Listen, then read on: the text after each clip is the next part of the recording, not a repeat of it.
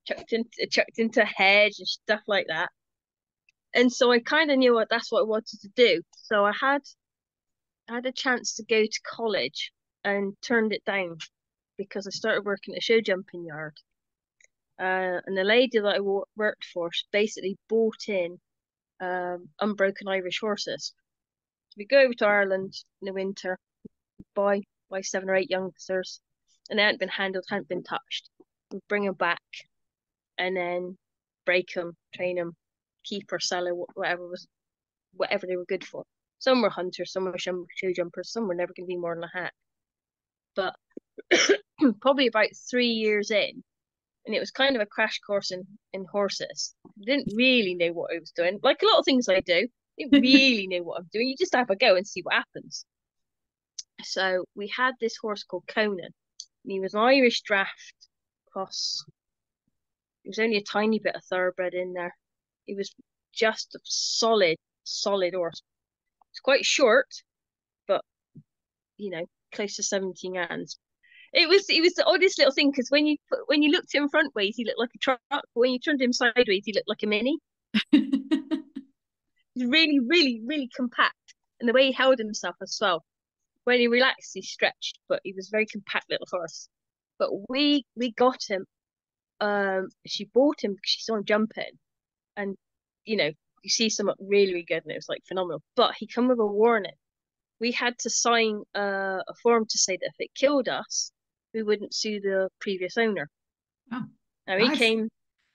And to be fair, it was deserved because he was so intelligent and so sensitive, and he'd been broken using sort of traditional methods. There was a lot of force.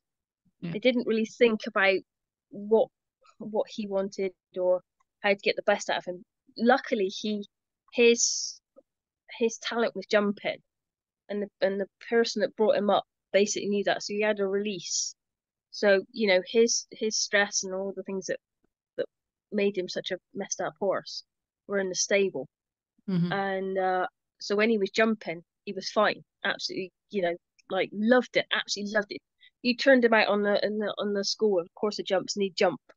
Oh. He'd just jump around happy, and he'd play and bounce and stuff. But get him in the stable, and it was, he would turn his ass on you and try and kick you into the corner. He'd bite you. I've got scars on me from where I got a bit close and didn't respect his personal space. Mm-hmm. You know, but again, that he taught me an enormous amount because before that I'd been used to, easy horses. You Mm. push them over, then move out the way. None of them really fought back, and it was you couldn't fight him. You can't fight someone that's Mm-hmm. a ton of ant. You just can't. It's got his mind his own. He knows that, and he knew how to do maximum damage. Mm-hmm. He'd bitten people, kicked people, tried to kill him and stuff. He'd not quite got to the point when he was being ridden. He was fine. It was all groundwork, and again, he'd Mm-hmm. been whacked, beaten, and stuff like that, and tried to force him to do stuff. Yeah, and force wasn't working with him. Force didn't work. You couldn't, but they still tried to. My boss, that was how she Mm-hmm. learned to do it. And so, there was a certain amount of that, but he was the one that kind of made me think this isn't right. And it was only when I went up to work for Lou, Which is up at where we met. Ard yeah, is where I had the eureka moment. It was like, geez, this just what I could have done if I knew this then. Yeah, there's I was another doing, way. I, but I was doing stuff like that with him because it worked. Mm-hmm. You could push, but you had to also release. Mm-hmm. You had to ask, you couldn't tell him. You had to give him another way of doing what you wanted without trying to make him do it, because the minute you pushed, he Mm-hmm. pushed back harder. We used to play tag in the field. It terrified my boss. She couldn't do it. She couldn't do anything on the ground with him because her role was ride him. She didn't do the groundwork. I did all the groundwork. We'd go out and play tag in the field. He would thunder up to you. He knew exactly when to stop. He'd bop you on the head and canter off again, bucking and screaming. and then you have to race after him, smacking on the bum, and then the game would start again. And it would. I remember my boss going, "Oh my God, get out of the field, get out of the field," and I'm like, "We're just playing here." It's fine. Yeah, it was fine. She could never have done that. She couldn't Mm, clip him. So clipping, it was. I mean, that was another thing. You couldn't. Some of the horses you could either dope them up, or you could twitch them, or you could, give him a hay net or whatever it took to do it.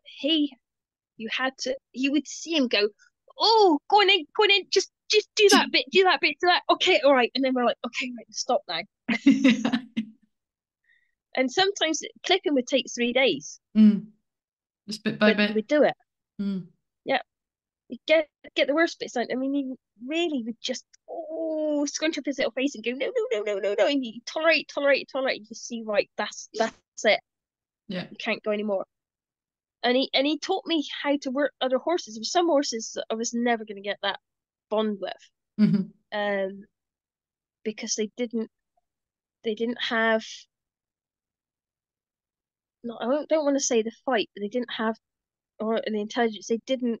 They They were didn't, anybody's horse. yeah, they didn't relate in that way. Yeah. It's like he Yeah. needed the connection to be able to function. Like he needed someone Yes. who would listen. Yeah. Whereas a lot of Yeah. other horses have had like a lot of that broken out of them, where they Yeah. just comply, and so they don't allow the same sort of connection until they find someone who works with them in a sensitive way again. Yeah. I don't know if I was ever sensitive. Oh, you're sensitive. That's why Oh you yeah. find it so hard. You can't resist the sensitivity. That's why life's like it is for you sometimes. It's because you are sensitive. Yes, I reject that story. I Okay, don't want to be a sensitive bunny. you don't want to be sensitive. There's nothing wrong with being sensitive, Eve.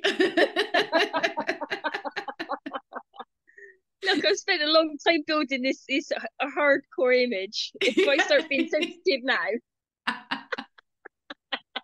They might scare oh, people more than your hardcore image. You never know. I think it might. They were like, They're still seriously? No, what's happened? No, what? Can you imagine how many people are terrified if I went up to him to give him a hug? Yeah. Are you okay? Can I help you today? Instead of, what are you doing here? It's a stick in the carrot. It works both ways. Oh, yes, let's find an appropriate time for it. Yeah. But no, horses. Conan did. Conan taught me a lot, but I think we, I, he was the first horse I ever bonded with, Mm, and actually some of his because he was so good, my boss then started buying the same sort of breeding.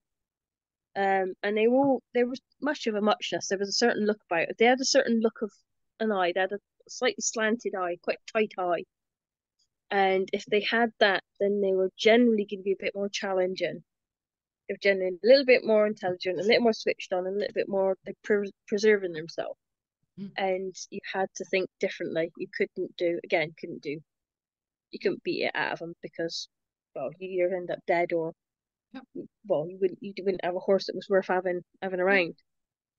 But so it's yeah. But then again, you can apply all the stuff you learnt with horses with dogs and with yep. cats. With any There's animal. Even about though, and I find that even though like horses are prey animals and then the dogs are predator, like there's still a huge similarities. You're still creating that connection. You're still creating that understanding with each other. Yeah, it's just what language the dog can. Yeah. You know, each animal, even dogs as predators, they still have different personalities. Oh What yeah. you do with one dog can't do with another. And Mhm. same with horses, same with sheep. Yep. Yep. Any animal. Although I don't know about birds and stuff.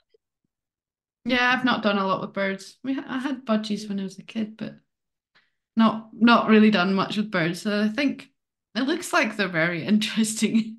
They're quite clever, a lot of them. So Yeah, but they do they connect? I mean, I suppose most animals they are do. connected in Yeah. some way. Well, I mean, I just they're all souls that live on this planet. I don't see why we can't connect with them, or why, yeah. whether they choose to or not. And obviously, there are some Yeah. animals that have been domesticated enough to start to become more reliant, Yeah. or just more used to us. But Yeah. yeah, we look at all the animals that people have trained and have random bonds and stuff. It's just purely about that connection. Well, that's Someone, like Shep the sheep. yes. I And both both on the computer the other day of you doing agility with her. yeah. So we had a pet lamb called Shep because she was like a dog. And Eve, were you living with us or near like I was in the caravan. you That were was in when the I just moved up. caravan? Yeah, you just moved up and this they must have been just after lambing. And yeah, the dogs would all be queuing up to get in the caravan and there'd be like dog, dog, sheep, dog, dog. Yeah, And then it she was came in actually I think did you just have Brinkley at that stage? I I don't. did because I didn't want to scare anyone.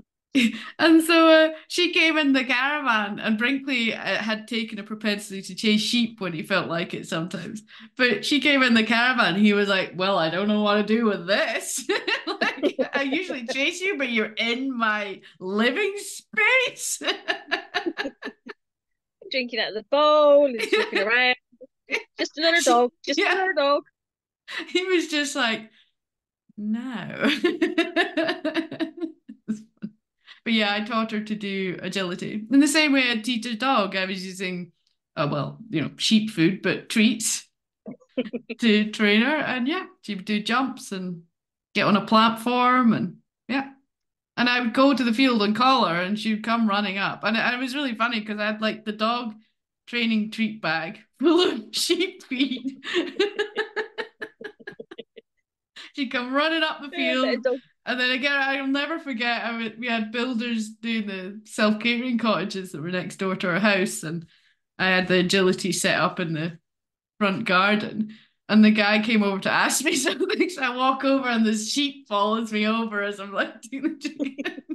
Have a conversation about the building and then go back to do my sheep. Didn't say anything, didn't bat an eyelid. He just didn't even acknowledge that I was doing agility with a sheep. He didn't want to look like an idiot and say think it was a different sort of breed of dog, Yeah, some maybe sort of that's Walker it. Spaniel or something like that. Yeah. He Um, didn't know where you were confused. yes. I don't Seem to have know. misplaced my dog. Yes, I just replaced it with a sheep instead. It's fine. God. Chet Oh, was cool. yeah. But they all were. I mean, none of them were quite the same as her.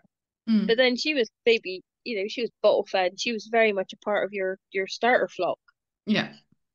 And as you got more and more sheep, they still all had little personalities. Yeah, and we And that's always how you knew kept where they we were. always kept the pet lambs, so they all had names. So Yeah. they were always the ones like hanging out by the feed shed, getting in the way and walking into the shed if the door's open and helping themselves. It's just like they weren't afraid to be in our space because as lambs they quite often had lived in our porch and then being bottle fed they're very people friendly, but some of them would just you bottle feed them, stop bottle feed them, and they didn't really want anything to do with you anymore. Yeah. But some did, like Shep. Shit was legendary. Yeah. Absolutely legendary. I But I think remember you even I tried. suppose that's the thing I was dealing. Well, I mean, sheep and cattle are domesticated animals, but you can be connected with them or you cannot. And I think Yeah. when you're connected with them, certainly like moving the sheep and moving the cattle as a group, because we know the importance of the intention and the thoughts and the pictures of your mind. So you're wanting to go through a gate, picture them going through the gate and just use that connection.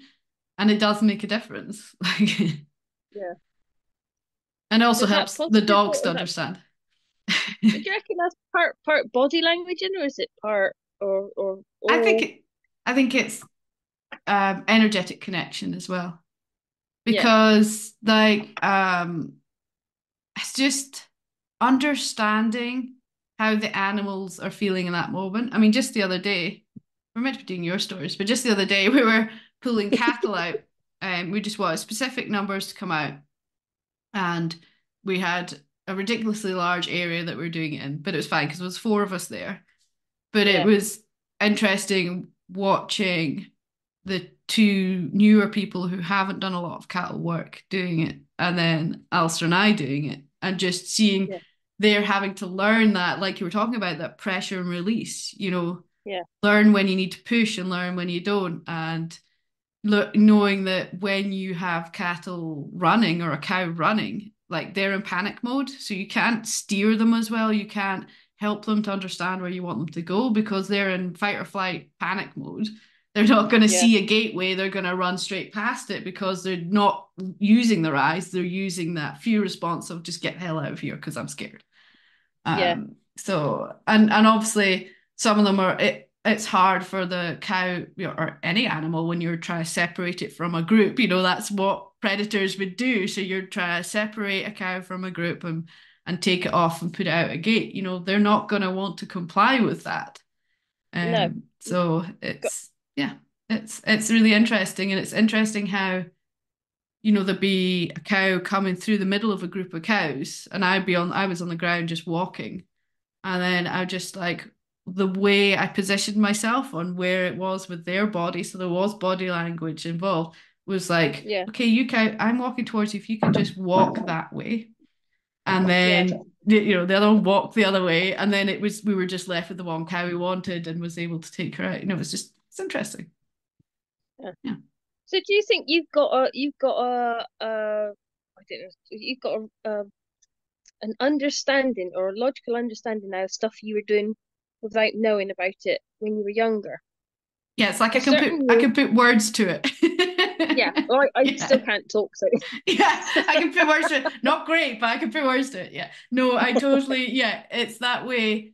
Things that I naturally did just because I was highly sensitive and I was lucky to spend time around horses as a yeah, younger person. I just developed the understanding and those skills. And now, like, I'd Lou at Ardfern, who we were talking about where we met, she really helped me to develop my skills from yeah, where they were to where they are now, just understanding more about it.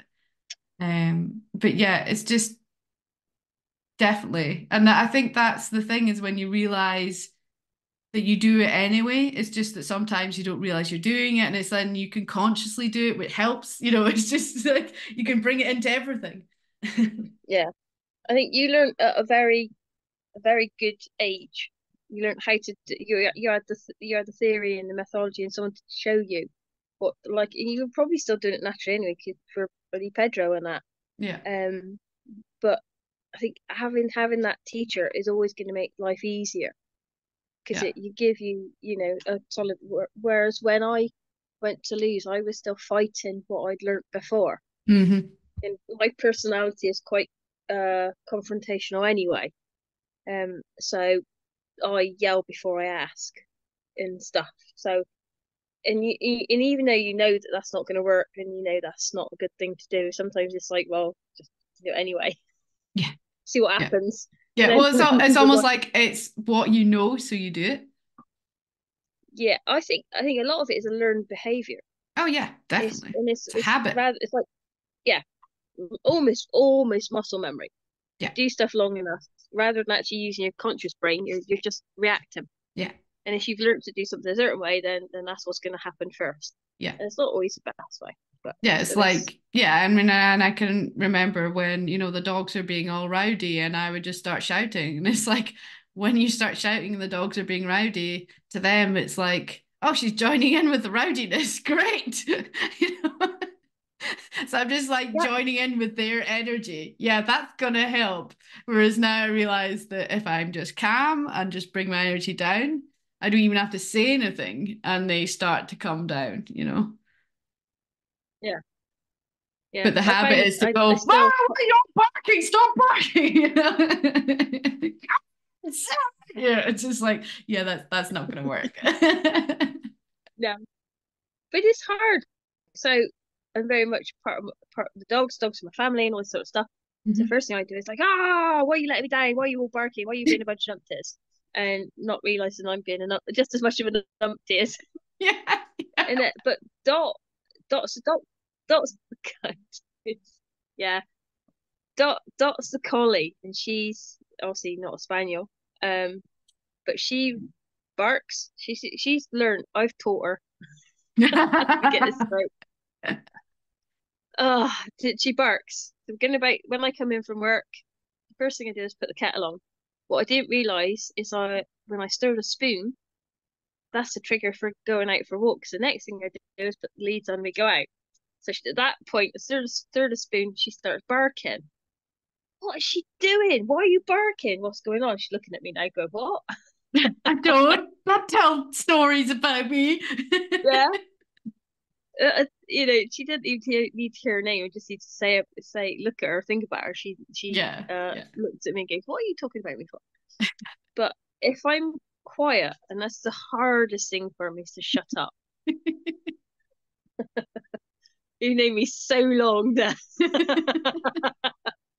Um, but it works if I can keep my gob shut and actually work on myself rather Hmm. than working on the dogs.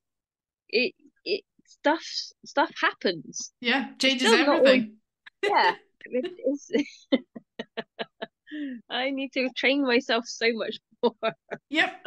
Well, it's like that saying it's always the order, but a lot of it is. It's like how you, because like quite often our thing is react to them Yeah, instead of responding. So it's like we just get in their moment and go, ah, with them, instead of being like, okay, well, if I want calm, I need to be calm. yeah. But you said something ages ago, and I don't remember if it was in a podcast or a conversation or what. You're saying about if you don't want your dogs to jump up, visualize them not jumping up. And I had a go at that a little while ago, and it's like it works. Yeah, yeah, I have to be quite careful because then I'm shiny saying, "Oh, there's a cup of tea over there. Oh, look at that biscuit. Oh, yeah. look at the dirt I haven't swept up." So all of a sudden, I've gone from thinking about the dogs to all of a sudden looking at everything else, and then the dogs just start jumping up again. Yeah, yeah. But it takes a lot of brain power to sort of rewire what you've been doing. You're Yeah, writing new neural pathways and creating new programs and new ideas in your mind of how you're going to respond when things happen. But it's the things yeah. that things happen and then you're like, I need to remember, I need to remember, instead of because otherwise, your automatic response is to go back to what you did before. But do you know what? So I don't know. I was Googling it earlier because chatting to them about dementia patients and stuff in work, and so I'm pretty certain I think I've just jumped from I've not done perimenopause. I've just done menopause. All right. We've bypassed all the precursor stuff, and we just gone. Let's do this, Yeah. and that has been probably one of the most bizarre things because it's made things easier to learn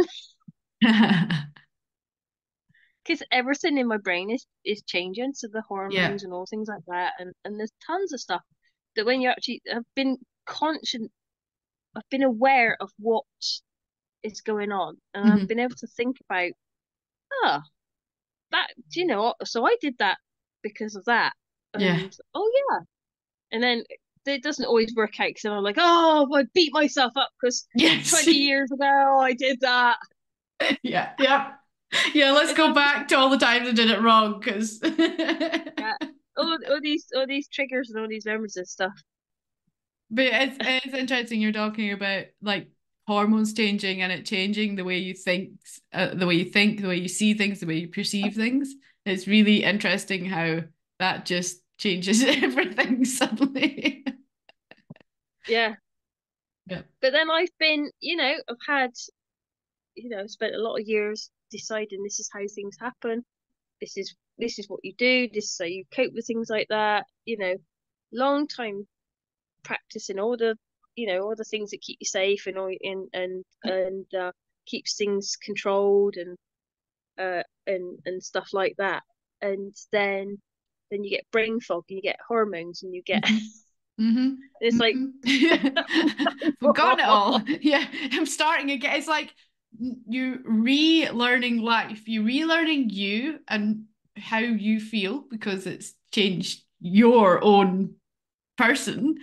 And then you're yeah, relearning then how to deal with life because suddenly how you dealt with it before isn't the way you deal with it now. It's like a whole different life. yeah. It's not quite like being reborn because you've obviously got lots of memories and Yeah. stuff to draw and experience draw, but it is a very it's like an enlightenment, almost enlightening. Can't speak. Um, I get what yeah, you mean. it's just like, yeah, Enlightenment. you know what I Yeah. mean.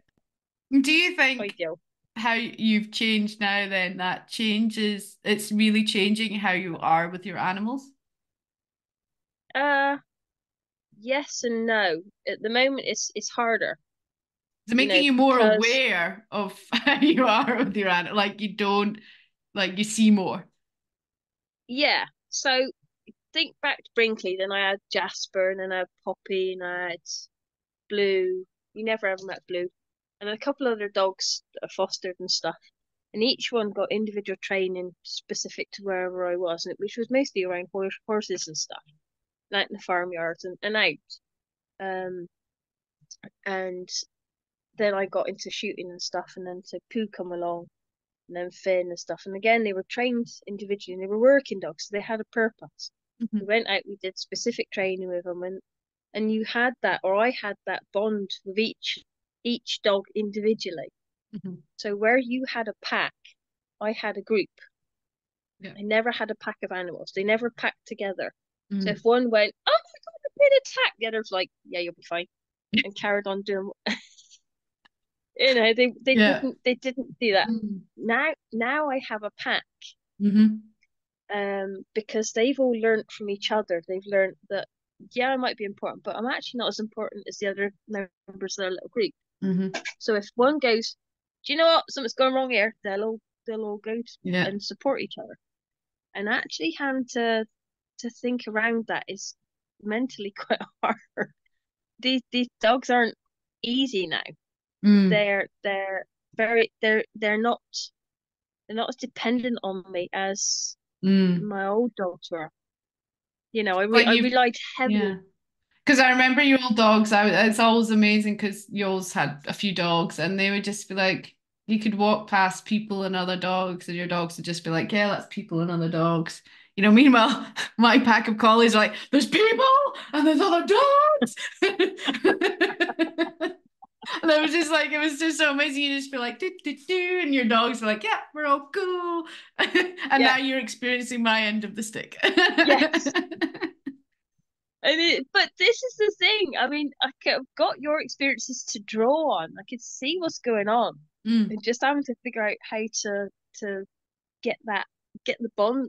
The trouble is I don't want what I had before. I yeah. can't have what I had before because I don't have the relationships that I I had with think those so. I dogs because think they you were have different. the bond. I think like what comes to mind immediately, I mean, I don't know, like give it a try, is the one that is about to create whatever's going to happen. That's The the one you trouble is need to with that catch. yeah, but there's three of them, and they're different. So there's different little it's not even nuances. So I've got Toffee, which is the youngest. Mm, She plays with Dot. They're quite good friends. She's also massively reactionary. hmm. So if a dog runs past her, she goes completely red mist. She can't focus, so she just Yeah, it's attacks. terrier, isn't she? Yeah. Yeah, massive Mhm. terrier mentality. Yeah. That's like because they're meant to And catch rabbits, rabbits goes past and you go for it, you grab it. Yeah, Yep. same Yep. rats. Whereas so then that happens, and because she's unstable, Dot goes, "Oh, we need to sort this out." Yeah. So she tries to sort out what the little Jack Russell's doing, and then there's Pudding, who's like a spaniel and incredibly hormonal, and just goes, and then and because she's not quite the top bitch, if you like, because I've got Mhm. four bitches and a dog, which is again a huge dynamic which I never had before. I always had dogs. Mhm. Welcome Dogs to dogs are hormone land. way oh canked out. It's just like This is what my mum was feeling like when she had me. Yep. But So you've got hormone changes. You have lots of girls with hormones. even Yay! even Spain hasn't changed anything because No. they are who they are, and Yep. it's not.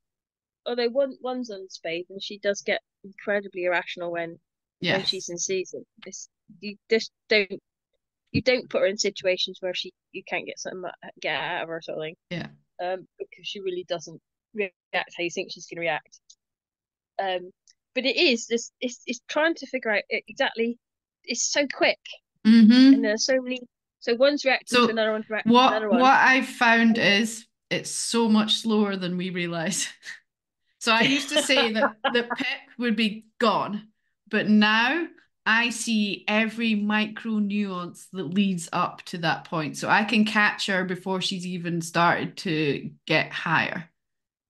So Really? it's like, yeah, so start watching real careful and start Yeah, feeling real careful what they're doing because you'll start to see little like you can't even say that it's a physical movement, but it's just something you're like, yep, no, you come back into heel.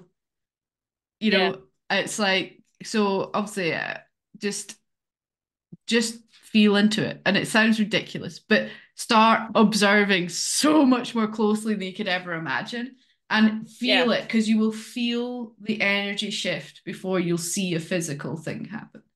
And I think yeah, that's part of that connection. So I think you'll find that you will grow the connection and your group will become more dynamic with you when you yeah, feel into that connection more. Because that, like Pip now, I put her in situations where I would never have done before. So she's quite reactive to other dogs.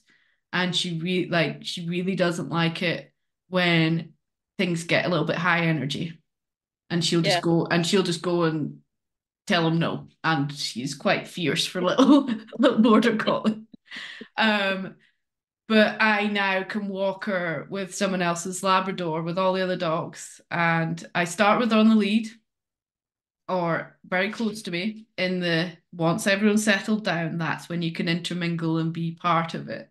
But yeah, it's like the minute I feel that change in her, I'm like, no, Pip, come back. And that's it. And it's I'm like calm because it's not even gone anywhere. And even if yeah. I preempted and I got it wrong, well, who cares? She's back and Doesn't whatever. matter. Yeah. Well, I find it easier to do that when I'm moving. When we're out walking, it's Hmm. easier.